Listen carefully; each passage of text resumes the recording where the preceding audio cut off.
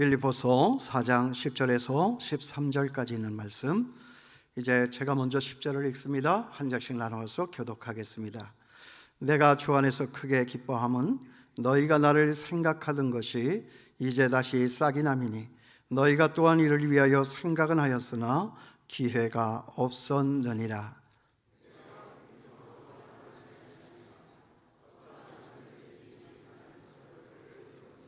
나는 비천에 처할 줄도 알고 풍부에 처할 줄도 알아 모든 일 곧 배부름과 배고픔과 풍부와 궁핍에도 처할 줄 아는 일체의 비결을 배웠노라. 내게 능력 주시는 자 안에서 내가 모든 것을 할 수 있느니라. 아멘. 요즘 텔레비전 방송국의 오디션 프로그램 중에서 가장 인기가 있는 것이 트로트입니다. 내일은 미스터 트롯, 또 내일은 미스 트롯. 이 주변 사람들이 하도 말을 많이 하고 또 포털 검색의 순위에도 계속 올라와서 제가 궁금해서 기사도 검색을 해보고 직접 들어가서 참가자들이 노래하는 것도 제가 들어보았습니다. 그 중에 이제 막 초등학교를 졸업한 정동호라고 하는 이 어린 사람이 부르는 희망가, 그런 노래가 있었습니다. 아마 여러분도 잘 아시는 노래라고 생각합니다. 이 풍진 세상을 만났으니 하고 나오는 그런 노래입니다. 그 노래는 잘 먹고 잘 살겠다,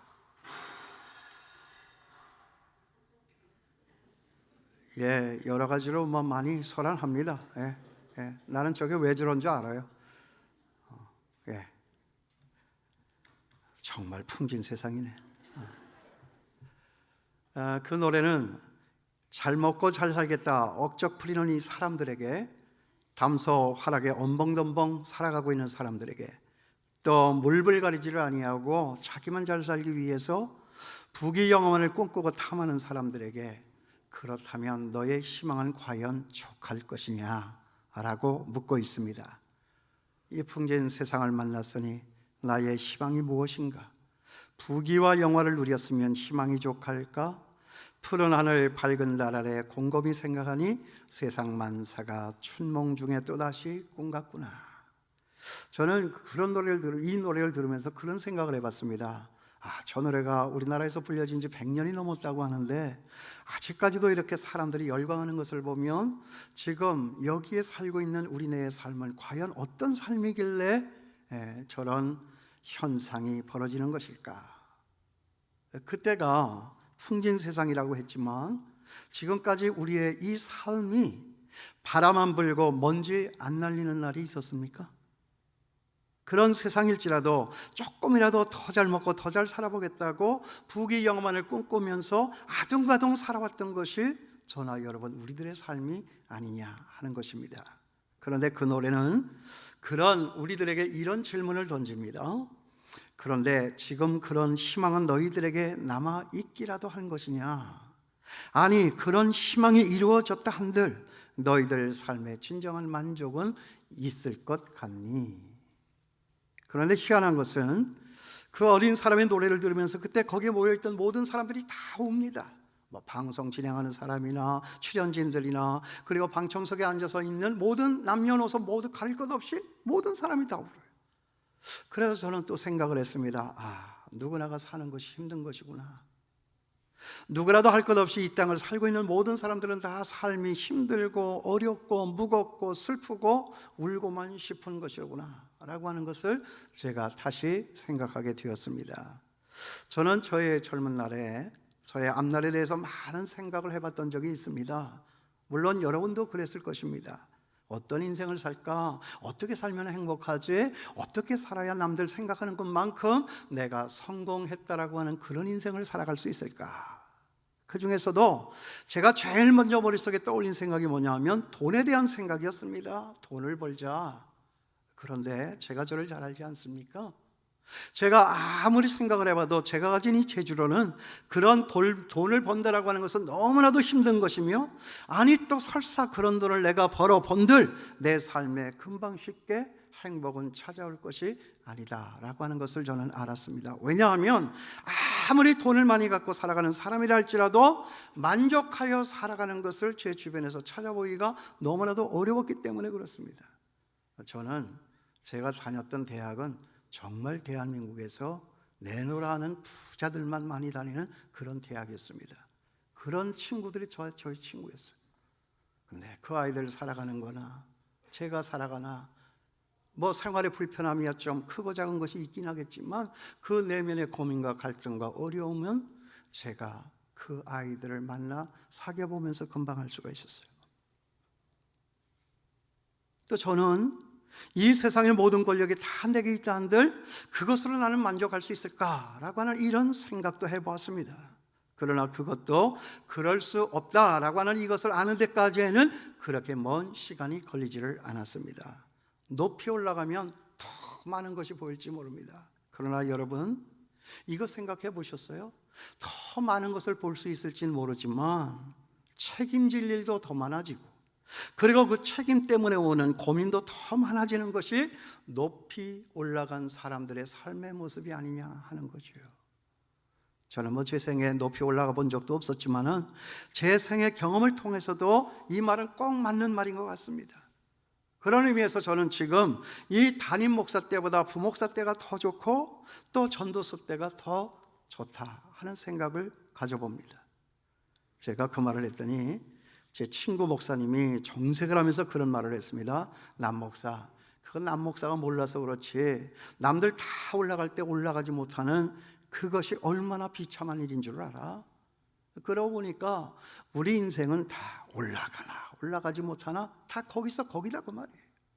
올라가면 좋을 것 같았지만 많이 가지면 좋을 것 같았지만 설사 또 많이 가져보고 많이 올라가 본들 그게 다 그거들 하는 거죠. 여러분 제가 요즘 가져본 생각인데 이 말이 맞는가 한번 평가를 해보세요. 저 경복궁 있지 않습니까? 청와대. 우리가 사는 것이 뭐냐?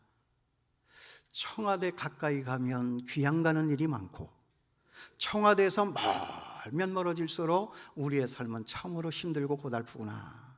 여러분 맞습니까? 맞는 것 같아요. 맞는 것 같아요. 권력이 있으면 행복할까? 아니다라고 하는 거죠.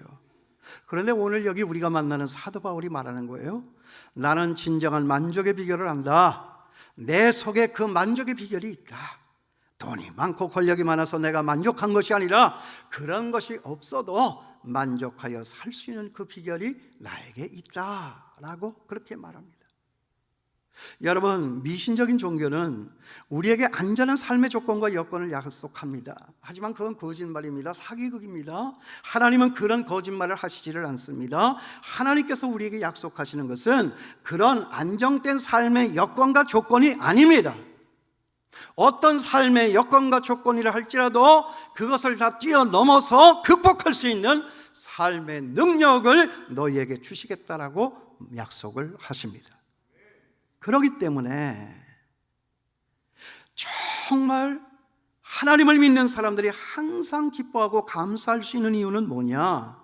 우리의 삶이 항상 좋기만 하고 성공적인 것이기 때문이 아닙니다. 우리의 어떤 삶의 형편과 사정이 있다 할지라도 능히 그것을 극복하고 뛰어넘어서 이겨내고 다스릴 줄 아는 그 능력을 가지고 있기 때문에 저나 여러분 우리는 만족하여 사는 것이다. 이것이 예수 믿는 겁니다.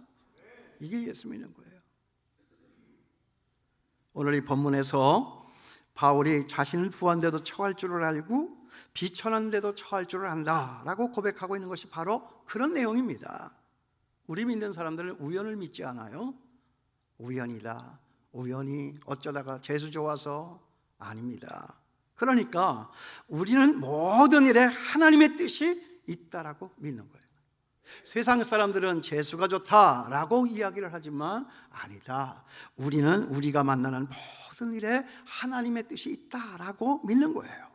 그리고 그 하나님의 뜻은 우리에게 이해가 되든지 안 되든지 그리고 그것이 좋게 느껴지든지 안 좋게 느껴지든지 간에 언제나 그 안에는 선함이 내재되어 있다라고 저는 믿습니다. 여러분 믿습니까? 저는 이 바이러스도 하나님의 선하신 뜻이 있다라고 저는 믿는 사람입니다. 여러분 믿습니까? 하나님은 이기라고 이런 어려운 환경을 우리에게 주시지, 지고 그 앞에 굴복하고 벌벌 떨면서 두려움에 사로잡혀 살라고 우리에게 이런 어려움 주시지 않습니다. 가만히 제가 생각을 해봤어요. 많은 생각하지 않겠습니까? 이 바이러스, 이와 같은 때에도 정말 하나님이 담아놓으신 그 선하신 뜻이 있다. 첫째는 뭐냐? 여러분, 우리 예수님이 다시 이 땅에 재림하여 오시는 날에는 지금 이 바이러스, 이런 정도의 환란은 이건 유도 아닙니다. 그러니까 지금 우리는 뭐 하는 거냐? 이거 민방위 훈련하듯이 우리는 뭐예요? 우리는 영방위 운동을 하는 거예요. 이 훈련을 지나면서 우리는 더 단단해지요. 단단해지는 것입니다. 그리고 제가 생각할 때요, 우리 교인들 날마다 제 가슴에 품고 기도 안 하는 날은 없지만 제가 요즘에 특별히 여러분들을 더 사랑하게 됐다고요. 왠지 아세요? 얼마나 사랑을 했는지 제 입이 다 헐고 제 입술이 다 터졌어요. 저 한 번도 이런 적이 없었어요. 교인들이 많으니까 그랬습니까? 아니에요. 바이러스가 있으니까 우리 교인들이 지금 어린아이들과 또 어른들까지 합하면 1,700명이 꼬박꼬박 한 주일에 나오고, 또 한 주일에 한 번씩 빠지고 뭐 어쩌다 이렇게 하는 사람들까지 합치면 2,400명 정도가 이 교회를 출석하여 나오시는데, 이분들 다 어디 가서 그 바이러스 만나서 드러넘는 일이 생겨지면 어떻게 하나, 얼마나 걱정이 되는지 몰라요. 어제도 잠을 못 잤어요. 잠자다가 묵상을 해보니까 성가대가 쓰면 안 되겠구나, 그런 생각을 한 거예요. 아니, 식당도 닫고 카페도 닫는데 성가대만 하라고 그러면 이런 역차별이 어디 있겠어요. 그러니까 이 얘기는 무슨 얘기냐 하면, 내가 성도님들을 더 사랑하게 됐다는 거예요. 여러분 믿어주시기를 바랍니다. 병 걸리면 안 되니까, 위축되면 안 되니까, 가뜩이나 건강하여도 이 하루에를 살까 말까라고 하는 정도로 우리가 열심으로 살아가고 있는데, 여기에서 이 바이러스 때문에 우리 성도들이 얼마나 불편하며 얼마나 위협을 느끼며 얼마나 생활의 곤란을 겪을까, 이걸 생각을 하니까 잠이 안 온다 그 말이죠. 바이러스가 무서워서가 아니라 우리 성도들이 어떻게 될 깹이, 그것이 더 무섭다 하는 거죠. 이게 사랑하는 거잖아요. 그러니까 예수님 오시기 전에 우리는 그 환란을 대비하는 그 환란, 영방위 훈련을 하는 것이다. 그리고 지금까지 조금 소홀했던 사람이 많다 보니까 서로가 서로를 그렇게 귀한 줄을 몰라요. 그렇잖아요. 조그만 교회 가보세요. 한 사람이 새로 들어오면 그냥 전체 교회가 달려들어가지고 오셨느냐고 얼마나 친절을 베풀고, 이런 걸 이단들도 잘하는 거 아닙니까? 그런데 이런 어려움을 통과하면서 우리는 한 사람 한 사람에 대한 소중함을 더 마음에 간직하게 되는 거예요. 서로가 위로하고요, 서로가 격려하고요, 이제까지 서로가 미워했던 사람들 회개하시고요, 정말 사랑할 수 있게 되기를 바랍니다. 이제 그날이 얼마 남지 않은 거예요. 그 훈련하는 거예요. 옆에 있는 분들하고 한번 인사해 보실래요? 아프지 마세요. 그리고 오래 사세요. 인사할 수 있게 되기를 바랍니다. 하나님의 하시는 모든 일에는 선하신 하나님의 뜻이 있다고 말이에요. 여러분 믿습니까? 그래서 우리 예수 믿는 사람들은 언제나 그 나타난 표면적인 사건과 환경만을 바라보고 생각하고 판단하고 결정하는 것이 아니라, 언제나 그 뒤에서 역사하시는 보이지 않는 손길을 가지고 우리 하나님의 백성들을 보호하시고 이 나라 이 민족을 이끌어 주시는 전능하신 하나님을 생각하게 된다는 것이죠. 왜 하나님은 나에게 이런 일을 만나게 하시지? 왜 하필이면 나에게만 이런 어려운 일을 주셔? 이런 사건과 일 속에 숨어있는 하나님의 뜻과 의도는 무엇일까? 라고 하는 이것을 언제나 생각하며 살아가시는 여러분들 될 수 있게 되기를 바랍니다. 그러니까 모든 환경과 사건과 일들을 자신에게 말씀하시는 하나님의 계시로 우리는 받아들인다 하는 것입니다. 하나님의 뜻이 있는 거예요. 이 바이러스가 그것과 무관하지가 않은 거예요. 이것이 바로 우리의 신앙이다 하는 것입니다. 고로 우리들의 모든 실패와 고난과 역경 속에는 하나님의 선하신 뜻이 있다 생각건대 이 현재의 고난은 장차 우리에게 나타날 영광과 좋게 비교할 수 없도다. 우리가 만나는 이 불편은 잠깐의 불편이에요. 그러나 이것 때문에 우리는 영원히 불행하지 않습니다. 이후에 나타날 하나님의 영광은 지금 우리가 당하는 이 고통과는 비교할 수 없을 정도로 아름답고 찬란하고 영광스러운 것이라는 거예요. 위축되지 마세요. 쫄지 않게 되기를 바랍니다. 담대하세요.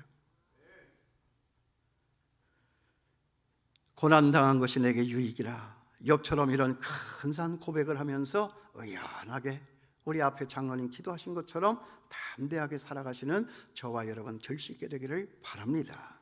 실패를 만나고 그로 인하여서 고난과 역경 속에 빠지게 되는 데에는 다음과 같은 하나님의 뜻과 의도가 있지 않을까라고 하는 것을 저는 생각합니다. 오늘 이 본문 속에 있는 것을 수십 번을 읽고 제 나름대로 소화를 해서 두 가지의 답을 얻습니다. 왜 고난과 환난은 우리에게 있는 것인가?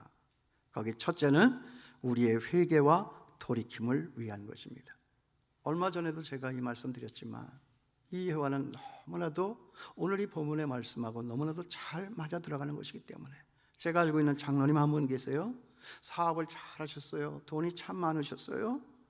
그런데 사업이라고 하는 것이 그렇지 않습니까? 언제나 좋을 수는 없잖아요. 갑자기 어려운 일을 닥쳤습니다. 부도를 만나게 되었습니다.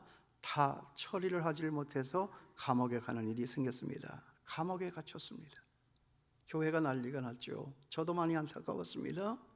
그런데 감옥에 들어가 있는 장로님 들어가니 하는 것이 없잖아요. 그러니까 가족이 넣어준 성경책을 드디어 땡겨서 그것을 읽으면서 하나님의 은혜를 받습니다. 하나님의 은혜를 받아가지고 이제 풀려나게 되었습니다. 제가 그 장로님을 만날 때가 바로 그때였습니다. 자기가 감옥 속에서 그 성경책을 읽어보다 보니 사업을 한다고 하면서 하나님과 얼마나 멀리 떠나져 살았고, 그리고 정당한 방법으로만 돈 벌 수 있는 사회가 이 사회가 아니기 때문에 양심에 거리끼는 일도 많이 했고, 그리고 돈 좀 있다고 없이 사는 사람들을 얼마나 얕잡아 보면서 교만하게 행동을 했던가라고 하는 것이 다 회개가 되더라는 거예요. 그런데 하나님의 은혜를 받고 이분이 이제 나왔는데 원래 이 사업에는 선수 아닙니까? 금방 또 이렇게 살아나더라고요. 이제 졌던 그 빚도 얼추 다 갚게 되었습니다. 그 시점에서 장로님을 만났는데 장로님이 저를 만나시자마자 이 말부터 해요. 목사님, 저는 요즘에 사는 것이 너무나도 재밌습니다. 아니, 빚 갚는 것이 그렇게 재미있는 줄을 저는 몰랐습니다. 그래서 사람들이 자기한테 그럽니다. 나한테 그럽니다. 이야, 정말 장로는 역시 달라. 이 대한민국에 장로 같은 사람만 있으면 얼마나 좋을까 하고 그렇게 지켜 세우더라고요. 그래서 제가 그 얘기를 듣다 너무나도 재미가 나고, 그래서 제가 끼어들면서 웃으면서 그랬어요. 장로님, 그래요? 장로님 그때 안 망했으면 진짜 망할 뻔했다. 내가 그랬더니 장로님이 무릎을 탁 치면서 맞아요 목사님, 그때 제가 망하지 않았으면 진짜 망할 뻔했어요 라고 이야기를 하더라고요.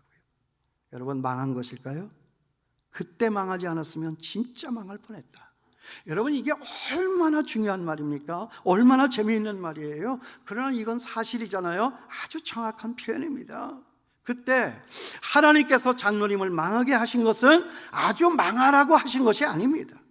회개하라고, 다시 돌이키라고, 다시 회복해서 더 잘 되라고 망하게 하신 것입니다. 그래서 정말 늠름하게 우뚝 서서 하나님의 영광을 더 크게 아름답게 드러내고 선포하는 그런 장로님이 되시라고 망하게 하신 것입니다. 그러니까 보세요, 믿음도 고쳤죠. 그리고 사업도 회복을 했습니다. 그리고 하나님 앞에 더 큰 영광을 돌리게 되었다 하는 것입니다. 여러분, 기죽지 않게 되기를 바랍니다. 정말 이런 조그마한 어려움이 올 때 우리는 이제 바깥에도 잘 못 나가고 사람들 만나는 일도 이제 덜 할 테니까 우리가 할 수 있는 일이 뭐겠습니까? 하나님 보면 되겠다. 할 수만 있으면 정말 하나님을 만나고 하나님 앞에 더욱 가까이 가면 사탄이 아무리 바이러스를 가지고 하나님과 우리 사이를 갈라놓고 교회 오는 일을 어렵게 만들고 한국교회를 주저앉히려고 하겠지만, 우리는 그러면 그럴수록 더 믿음의 속살이 단단하여져서 하나님을 향하여서 그 소원의 항구를 향하여서 우리는 더 거친 바람을 타고 힘있게 달려갈 것이다. 여러분 믿습니까? 그러면 아마 사탄이 항복하고 바이러스에서 우리 모두가 풀어지는 역사가 일어나게 될 줄을 믿습니다. 지금 여기 어려움을 당하여서 마음에 그늘이 진 성도님들이 있다면 오늘 이 말씀을 듣고 여러분 마음 추스리시고 일어나 하나님의 복을 받고 살아갈 수 있는 여러분 될 수 있게 되기를 주님의 이름으로 축원합니다. 길선주 목사님이신가요? 제가 어렸을 때 시골교회에서 초등학교 때 부흥회 때 왔는데 부흥회 강사님이 말씀을 하셨는데, 이게 길선주 목사님인지는 모르겠어요. 하도 어렸을 때 제가 들은 얘기라. 근데 그 얘기는 너무나도 제 마음에 와 닿은 이야기이기 때문에 지금도 기억이 나요. 어떤 얘기냐면, 하루는 목사님이 길을 가다가 물벼락을 맞으셨어요. 근데 그때는 모두가 다 어렵게 살 때니까 이 길을 가다가 문을 열고 들어가면 거기가 안방이에요. 그죠? 문을 열면 또 거기가 부엌이에요. 아니 잘 모르세요? 어디서 사셨어요? 옛날에 다 우리 그렇게 살았어요. 길하고 집, 방하고 그냥 문만 열고 닫으면 그냥 나왔다 들어갔다 할 수 있는 데가 옛날 우리가 살았던 가옥의 형태예요. 그런데 어떤 부인이 그날 부엌에서 일을 하다가 이제 설거지를 하고 그 설거지물을 그냥 길바닥에다가 쫙 던졌어요. 근데 목사님이 신방을 갔다 오다가 그걸 딱 맞은 거예요. 그런데 보니까 자기가 다니는 교회 목사님이세요. 그러니 이게 얼마나 죄송하고 민망합니까? 그래 어쩔 바를 몰라가지고 막 그냥 발을 동동 구르고 있는데 목사님이 싹 돌아서더니 전봇대 있는 데로 가더니 그냥 전봇대 위에 손을 얹어놓고, 주님, 이 죄인이 지은 죄가 무엇인지 가르쳐 주시옵소서. 아니 죄를 진 거는 이 부인이지 자기가 아니잖아요. 물벼락을 맞은 것뿐인데 그래도 자기에게 무슨 죄가 있을까? 하나님이 이 사건을 통하여서 나로 무엇을 깨닫게 하시는가 하는 이걸 생각한 거예요. 그래서 전봇대를 붙잡고 죄가 무슨 죄를 졌는지 알게 하여 주시고 회개하고 용서받게 하여 주시옵소서. 그 모습을 뒤에서 바라보고 있던 이 부인이, 야, 저 목사님은 진짜 목사님이시다. 내가 이제 저 목사님은 어떻게 저렇게 내가 지은 죄를 당신의 죄로 짊어지고 저렇게 하나님 앞에 회개하는 목사님이실까? 내가 이제부터는 목사님을 더 사랑하고 이 교회를 내가 더 충성하여 봉사해야 되겠구나 라고 하는 그런 이야기를 했다 하는 이야기입니다. 그렇다고 여러분 설거지물을 들고 저를 쫓아오지 않게 되길 바랍니다. 저 그 설거지물 별로 좋아하지 않습니다. 잘 맞은 거잖아요. 잘 맞은 거잖아요. 우리는 이런 일도 다 있나? 없었으면 좋겠다. 아니 왜 이 같은 일이 내게? 여러분 생각해 보면 그 일을 통하여서 우리가 깨달을 수 있는 일들이 너무나도 많은 것입니다. 그럴 때 하나님은 내 앞에 나타나시고 그분은 내가 의지할 수 있는 주님이 될 수 있는 것이고, 그 주님과 만나 살면 이 땅에 있는 모든 환난과 어려움들 두려울 것이 없다 하는 것입니다. 하나님에 대해서는 우리가 많이 아는데 하나님을 믿는 일에서는 우리가 얼마나 약한지 모릅니다. 오늘 이런 어려움을 통하여서 정말 하나님을 만나시고 하나님을 믿으시는 제가 되고 여러분 될 수 있게 되기를 주님의 이름으로 축원합니다. 그 다음에 두 번째는 우리 앞에 힘들고 어려운 고통과 고난, 이것이 뭐냐? 우리의 능력과 신앙 성장을 위한 연단이다 하는 거예요.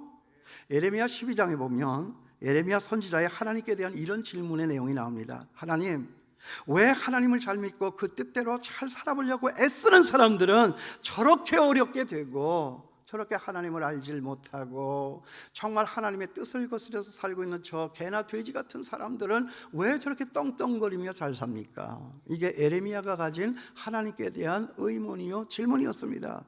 그 같은 질문에 대해서 하나님은 이런 질문으로 답을 하셨습니다. 만일에 있잖아, 네가 보행자와 함께 달려도 피곤하면 어찌 달리는 말과 경주하겠느냐?